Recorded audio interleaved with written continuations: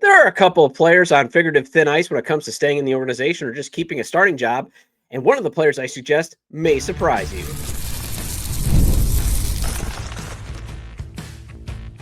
You are Locked On White Sox, your daily Chicago White Sox podcast. Part of the Locked On Podcast Network, your team every day. Hello, I'm your host, Todd Welter, a lifelong Sox fan. I've been podcasting here for over a year and a half and covering the team well before then. And also I've covered Major League Baseball for outlets such as the Associated Press. And thanks for making Locked On White Sox your first listen every day, part of the Locked On Podcast Network, your team every day.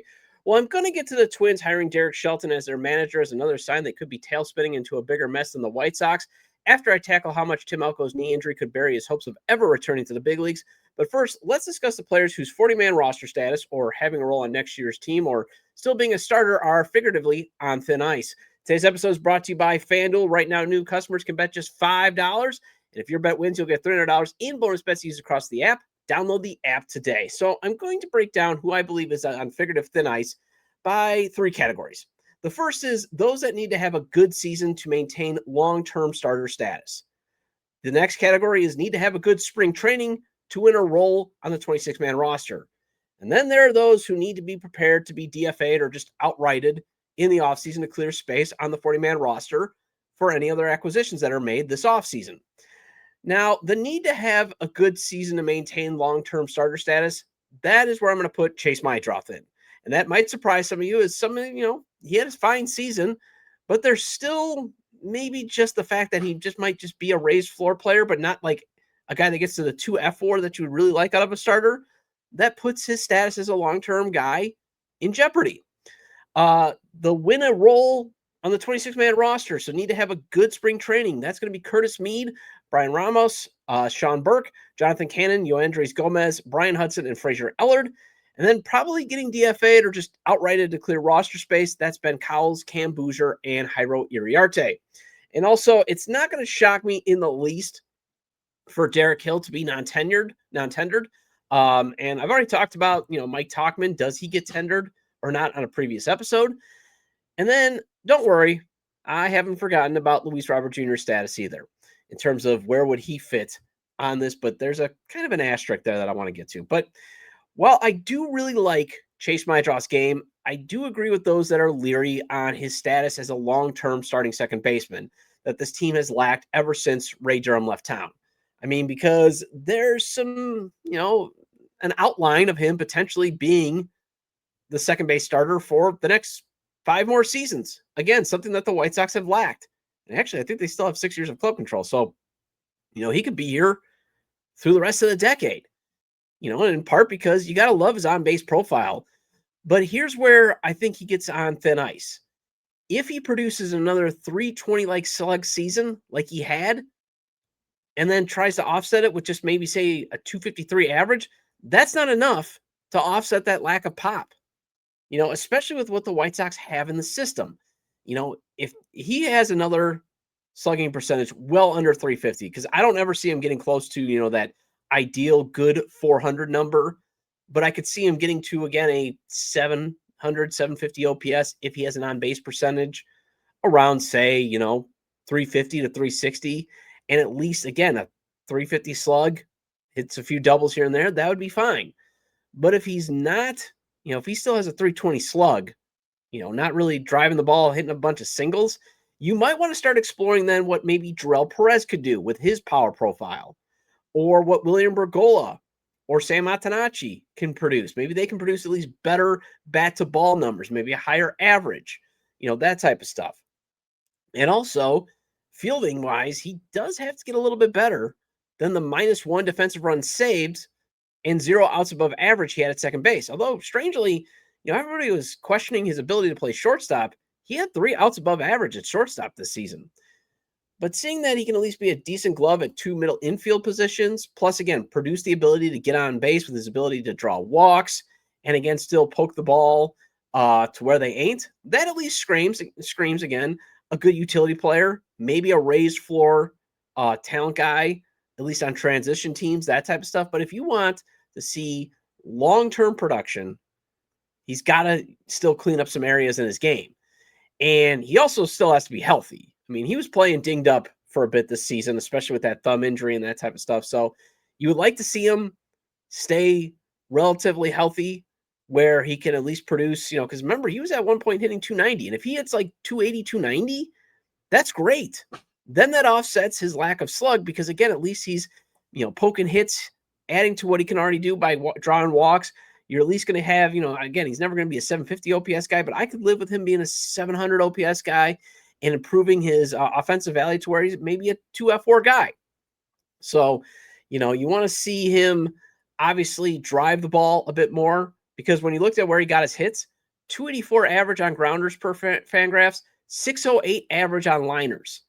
And that could easily get taken away if the defense figures out trends of where is he putting the ball via the base hit. They could potentially position better. So that's another reason why you want to see him at least up the slug to, even if it's 350, I could live with that, especially if he has a good on-base percentage, especially if his on-base percentage could be over 350. And again, if he's hitting like 280, 292, you're really liking, okay, you can live with the 700 OPS in the lineup. Now, Curtis Mead didn't really impress after being acquired in the Adrian Hauser deal with Tampa. The former top 100 prospect is also out of options, so it will be a make or break for him next spring training. And he's got to start showing that top 100 prospect talent, much like Miguel Vargas had to show last spring training and then after that swing adjustment. It's time for him to show something. Otherwise, for him to stay in the organization, they have to DFA him.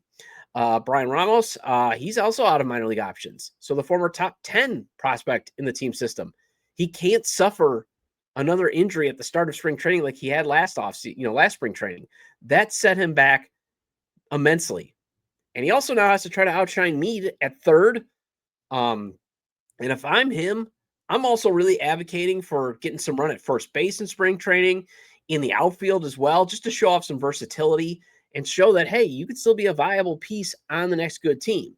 Sean Burke, throwing around 99 after coming back from his demotion, at least gives him some security that he should be on next year's roster. He will have a role, but obviously it's not going to be the opening day starter. I think that's going to go to Shane Smith. But what role is up to how he can command the baseball? Because if he can command well in spring training, then he should get another, shot at staying in the rotation. But if it's shaky or depending on what the other options that the White Sox bring in for the starting rotation, if they outshine him in spring training, then you got to entertain maybe just using his increased velocity in the bullpen, much like Ronaldo Lopez, that type of stuff. Jonathan Cannon, he was terrible this past season, especially as the year went on. Had a little brief, where it looked like he was that solid pitcher in 2024. Now he's basically an organizational depth starter, especially since that sweeper was just not effective at all like it was in 2024. And not having that wipeout pitch, that's really going to hurt him. So he's basically just going to be fighting in spring training just to make the big league roster. I think it's a long reliever because hopefully they bring in some starters, like a couple veteran starters, to at least, again, raise the talent floor. Yoendrys Gomez showed he's got good movement on his pitches, but he's out of options. And he's probably going to have to dominate in spring training just to win a rotation job. However, again, with his velocity, and if he does pitch well in spring training, maybe that earns him another shot in the bullpen. Although I think they like having him stretched out as a depth starter. But the problem is he's out of minor league options. So you can't just outright him out to Charlotte and stack him there like they did this past season. Brian Hudson and Frazier Ellard, they have to show that they can throw strikes to earn one of the lefty reliever spots out of spring training. Ben Cowles, he was a late season waiver pickup. Honestly, I think you find a better player there.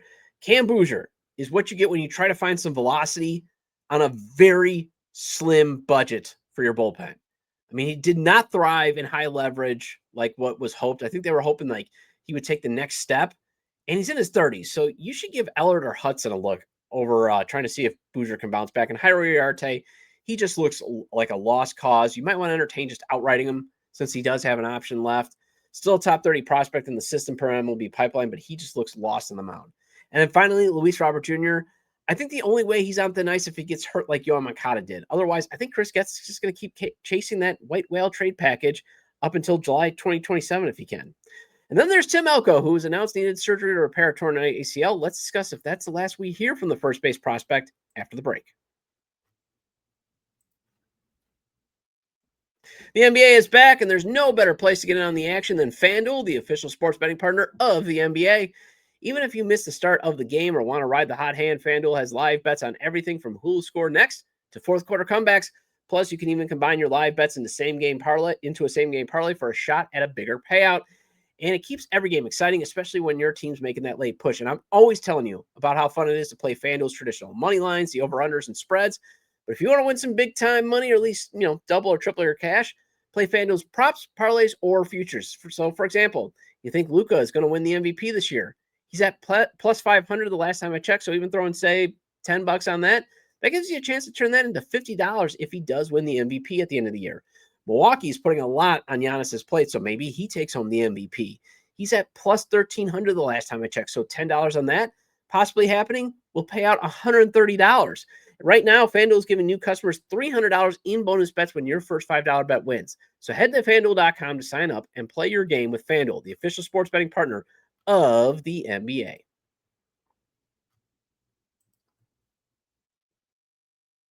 Welcome back to Locked On White Sox. I'm your host, Todd Welter. Going to make sure to hit the like button on today's episode. Subscribe to the YouTube channel at Locked On White Sox. And if you can't catch a show on YouTube, you can get the audio version of the show on places such as Apple or Spotify. So make sure to follow or subscribe at wherever you get your podcasts. Either way, get your 30-minute fix of Chicago White Sox baseball venting with me and maybe some hope. Also make sure to check out my written content at SouthsideSox.com or on TapSportsNet.com. All right, so I give Tim Elko a ton of credit for coming back from that sprained knee to continue to play at least well at AAA. However, was he possibly playing in a torn ACL? Because the team announced he had surgery to repair a tear in his ACL in his right knee, and he's now going to be out 8 months. So the White Sox should be able to actually pick up a roster spot to add a non-roster invitee who impresses in spring training, or again, a prospect not on the 40-man that earns an opening day nod, again, as a non-roster invitee, that type of stuff. As a team can put Elko on the 60-day IL once opening day is there. I mean, he's going to be out at least until June or July. So you definitely want to put him on the 60-day IL, value being able to add somebody for that roster spot, especially on the 40-man. But I do have to wonder if this is the last we potentially hear from Elko, as this is going to put him further behind. And the reason why I just speculate on that, think about it. The actions that the front office has always taken when it comes to Elko has spoken the loudest of what they truly think of him. And just by my gut, just by looking at the actions, they view him as organizational depth. More than, and I remember doing multiple shows in April and May, being like, why is a guy who's just absolutely raking at Charlotte, why are we not giving him a shot, especially since Andrew Vaughn was struggling so much? And a lot of fans, and I was one of, we were all one of them. We thought, hey, maybe this guy could be a long-term first base option, even if he's just 1 year good of Matt Davidson. Give me the summer of Davidson. And it just didn't happen. He didn't produce at the plate when he did get called up, but it did take forever for him to get called up, even though, again, he was absolutely mashing for the Charlotte Knights. And when you think about how long it took for him to get called up, think about the short leash he was on. He just got 72 plate appearances. Now, I know he had that knee sprain that took away some time, but still, 72 plate appearances, 67 official at-bats. But then when you look at the body of work, even in that small sample size, outside of a nice couple of home runs like that, hit against, the bomb against the Marlins and the walk-off single, he struck out 30 times. And he hit just 134. So pretty much confirming, I think, what the worries were about his game at the big league level. He would be an all or nothing guy and mostly nothing. And also think about this. The organization at one point preferred to give Lenyn Sosa a run at first base. Because remember, they not only demoted Andrew Vaughn the day that they finally, the organization demoted him and finally was like, enough. But they demoted Tim Elko too. At one point, they technically did not have a legit, bona fide guy that has played pretty much most of his life at first base. They went with Miguel Vargas and Lenyn Sosa. They even went with Ryan Noda for a second. And then they go out and acquire Curtis Mead. And now, obviously, he plays more third base than first base, but he can play first base. And to me, that further pushed Elko down in terms of how he's viewed within the organization. And you also got to wonder, at some point, will this organization relent on just having Edgar Caro or Kyle Teal strictly play catcher? And if they do finally relent and be like, hey, maybe we should, get some positional versatility out of these guys so we don't have to just keep using the DH as the only way to get both of them into the lineup, Caro's going to need to get some run at first base. And if you're Bryan Ramos, you want to take advantage. Again, that's why I'm saying you want to volunteer, like, hey, I'll go buy a first base mitt just to show, again, you can provide some positional versatility to the organizational still. And also, Elko's going to miss another spring training he's going to miss the upcoming spring training and a couple of months to possibly remind the organization and the fan base, hey, don't forget about me. I mean, he's going to miss a very valuable February and March to really potentially hit some home runs, to potentially put on a hitting clinic and show, hey, I might still be an option here, guys. And then another chance to have a great April and May to be like, don't forget about me. I mean, that's some valuable time lost. And it also gives Caden Connor and Ryan Galani an opportunity to maybe pass him on the organizational depth chart at first base.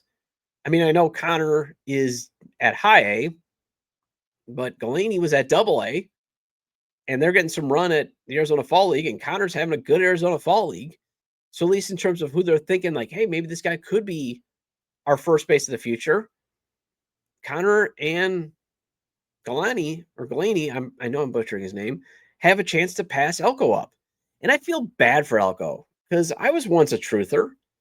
I was once a guy who thought maybe this guy could be something at the big league level. Why are we, minimizing him? But I stopped after realizing, man, this front office might be right in why they're not as excited on him as a lot of us were. I mean, the not being able to make contact and striking out and whiffing a lot is a huge concern. Again, it's a very small sample size, but 30 strikeouts and 67 at bats is very concerning. You look at a 138 average. I mean, that's barely putting the ball in play at all. And I love the fact that he provided some power, but it was 4 home runs. And if you're striking out that much, what's the potential for him to be like that 20 to 30 home run first baseman? Not very likely. I mean, it's just one of those things where all this injury did is give the front office more reason to kind of just be like, yeah, he's an organizational depth guy. We'll keep him as long as he's wanting to play baseball. And if we need to, to cover an injury to an injury to an injury, we'll think about it. So I feel bad that this could set him back even further in the organization's eyes. Well, the Twins might be doing some White Sox things, and I'll discuss how hiring Derek Shelton to be their manager is an example of that, and that's coming up after the break.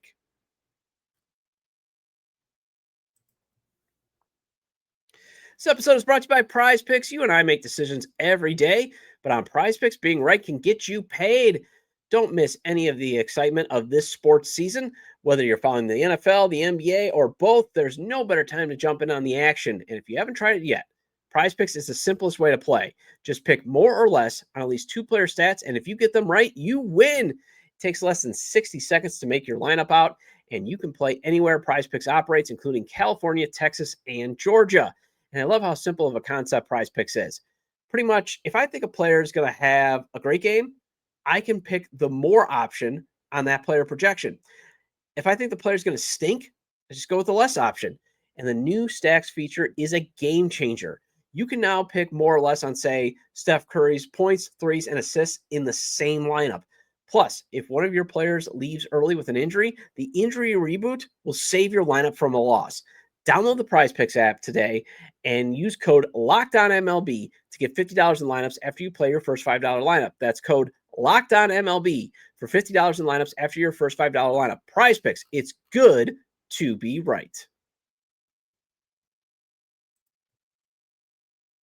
Welcome back to Locked On White Sox. I'm your host, Todd Welter. Again, shout out to all the everydayers. I appreciate your loyalty. Please hit the like button on today's episode. Recommend to your fellow Sox fans or baseball fans, friends, to subscribe to the YouTube channel at Locked On White Sox, wherever they get their podcasts, as the show's available on all major podcast platforms. Sorry, I just needed a drink of water there. Well, it's the Arnold Palmer drink mix that you can buy. My wife is not a huge fan of the high fructose corn syrup, actual Arizona Arnold Palmer. So to, sneak an Arnold Palmer, because that's my drink. That is my go-to drink. I love myself an Arnold Palmer, especially the Arizona brand. I know I'm giving them free advertising, but that's my go-to. But it's got that high fructose corn syrup. Apparently it's bad for you, even though that's what makes it taste so great. So I found a pack of the mix at CVS. So, sneak it in every once in a while because I can say, hey, it's still mostly water. So there we go. Well, anyways, the reason I think the Twins did some White Sox things in their hiring of Derek Shelton was they made it clear they wanted to hire someone they were familiar with. So they basically made a quasi-insular move because I get it. Shelton left the Twins to obviously manage the Pirates, but also they did a terrible process type manager hiring move. And we've seen the White Sox do terrible process when it comes to hiring managers. I mean, they hired Rocco Baldelli over Shelton and then asked Shelton to be the bench coach. And then he leaves. And then who do they hire to replace Rocco Baldelli, who they fired? Derek Shelton. They probably could have just hired him and had him be the guy that maybe he would have had a better run when the Twins were trying to be competitive. But it's also just total insular by wanting to go with someone that you're familiar with. I mean, that's the one thing I give Chris Getz a lot of credit for last year in his manager hiring search. They went outside the organization. The only one that I think was the closest to being somewhat of an insular move was Phil Nevin and his ties to Tony La Russa, but I think that was more of Getz placating him. But again, going outside and getting a guy like Will Venable, who had no ties to the organization, had some ties to the city with the Cubs, but no ties. You get a guy that can bring some fresh ideas and some fresh perspectives, and then can even identify simple things like, hey, we have a lineup that can't hit fastballs. We need to do better that way. Or again, trying to figure out, how do I use my bullpen? Maybe we should try to use our bullpen this way. And then hopefully he's advocating for, get me at least 6 closers so I can actually, implement my strategy of how I want to use my bullpen. But bringing in Shelton, that's more of just doing things the way we've always done. Now, to be fair, I read Dan Hayes' piece in The Athletic. One of the reasons why they wanted to bring in Shelton is they kind of want to get back to playing like they did in 2024 when they were more aggressive on the base pass, kind of more of a contact team. And in a ways they should, because Target Field is not exactly a bandbox. So they should be playing to more, and what the Twins have always been. They should be a defense and pitching and more of a contact team that aggressively runs the bases, because again, that's the environment that they play in. But it still just reeks of, we're just going to go with what we're familiar with because we don't want anybody coming in from the outside to say, maybe you're doing this wrong. And that's one of the things that really sunk the White Sox as an organization. And you're kind of starting to see that with the Twins. I mean, the fan apathy is coming in. I mean, the fans are definitely disgruntled with the Poland family, just never spending enough, never putting their chips to the center to really go out and actually win a World Series. And now they're just even more apathetic with kind of this underwhelming hire. And Shelton is a previously failed manager at Pittsburgh, but to be fair, if you do want a guy at least to guide you through a rebuild, he's got experience. He's also got experience then dealing with 2 terrible ownership groups. And again, the Twins seem to have that per their fan base. Although sometimes I want to be like to Twins fans. I want to be like, you guys know how many times you've made the playoffs with the Poland family in charge? I mean, I get it can be frustrating, but you know how many MVP players that you've had?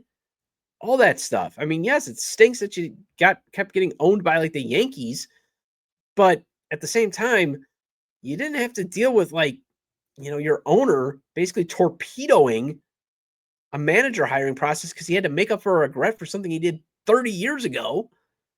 I mean, I just sometimes I just sometimes sit back and love watching Twins fans melt down about their ownership group when I want to be like, guys, it could be 1,000 times worse. Although we get the chance to have it potentially be 1,000 times better because, our owner did do a boss move by stealing the potential billions that Justin Ishbia could have infused into the Twins. So I will always give Jerry Reinsdorf credit for that.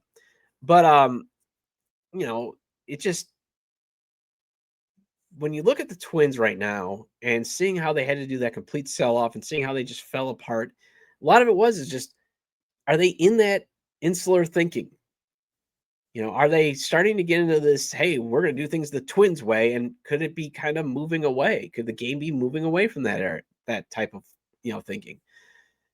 But to be fair, Minnesota has a promising farm system.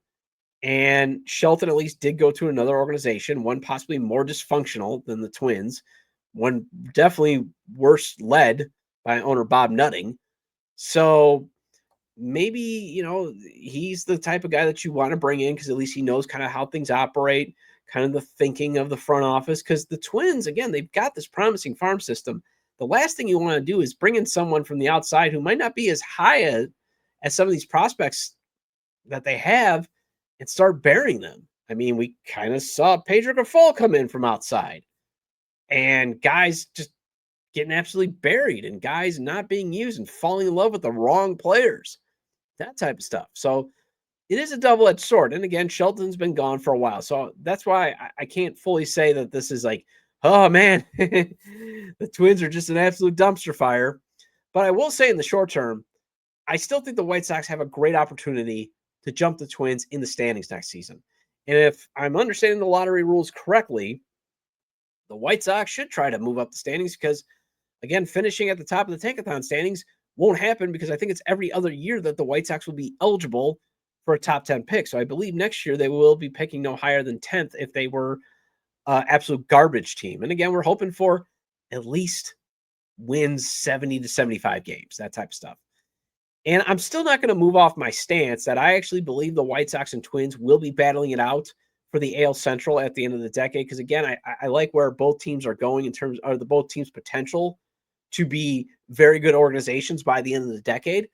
And also Shelton might just be that transition manager. He might just be nothing more than a Ricky Renteria.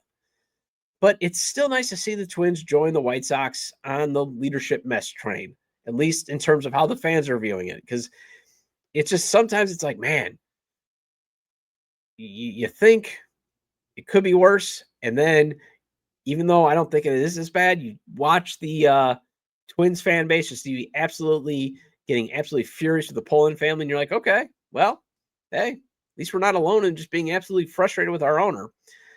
And leadership-wise, at least things seem to appear, straightening out on the White Sox side.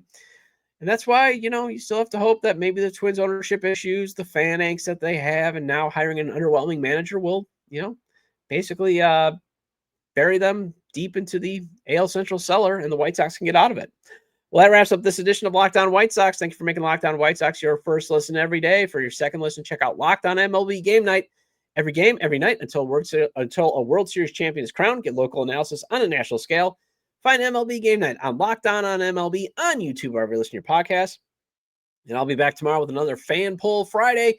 And you can leave comments about today's episode on the YouTube page via email, lockedonwhitesox@gmail.com, or on X, formerly Twitter, @LockedOnSox or @ToddJDub. Also, make sure to like today's episode on YouTube or leave a 5-star review at wherever you get your audio podcast. Also, subscribe to the YouTube channel @LockedOnWhiteSox or follow or subscribe at wherever you get your audio-only podcasts. Have a great day, and I will talk to you tomorrow.